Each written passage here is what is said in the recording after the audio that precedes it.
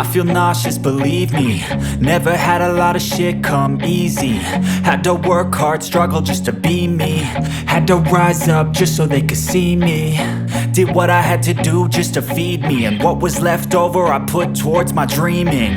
But the only thing in life that has meaning are the things you gotta work for, believe me.